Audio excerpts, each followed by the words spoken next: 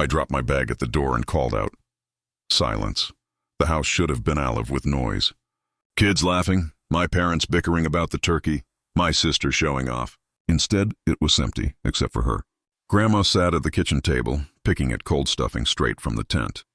A single lamp buzzed overhead, flickering like it could give out at any second. If frowned.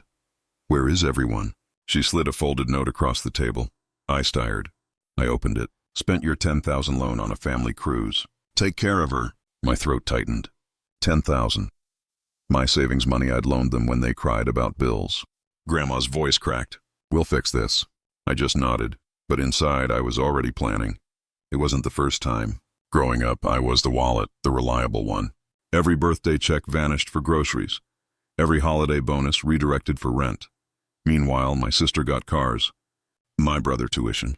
I got excuses. Still, agave because I thought that's what family meant. Sacrifice, loyalty, trust until now. Leaving Grandma behind while they drank champagne on a cruise funded by me. That wasn't family. That was theft. And they thought I'd just swallow it. I stayed calm, sat with Grandma, fed her hot soup while the snow pressed against the windows. But in my head, pieces clicked together.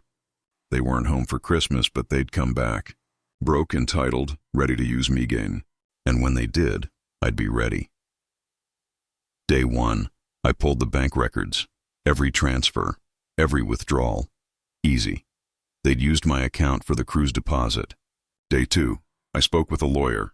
Fraud, misappropriation of funds, elder neglect for abandoning Grandma. We built the case brick by brick. Day 3, I changed the locks. Their house wasn't theirs. It was Grandma's. Deed in her name years ago, something they conveniently forgot.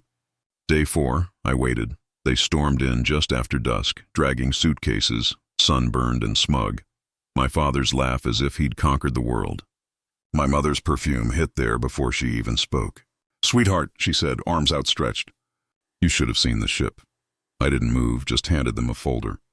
See this instead. Confusion flickered, then annoyance. My father snatched it open. Bank statements, legal filings, copies of the note they'd left on the table.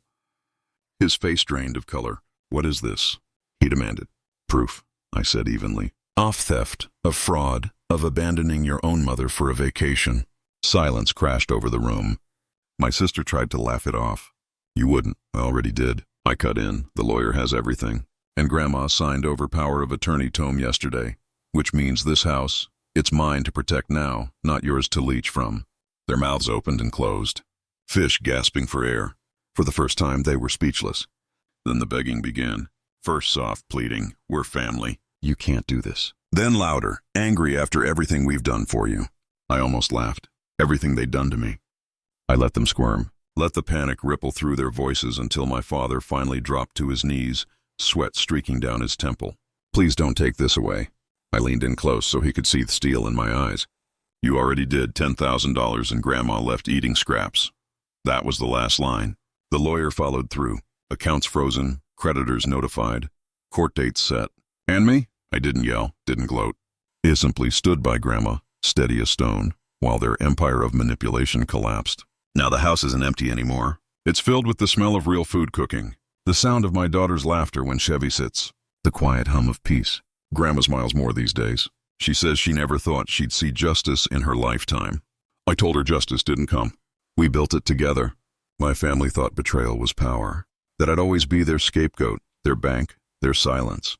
But the truth is simple. The moment they abandoned Grandma, they handed me the match and I lit.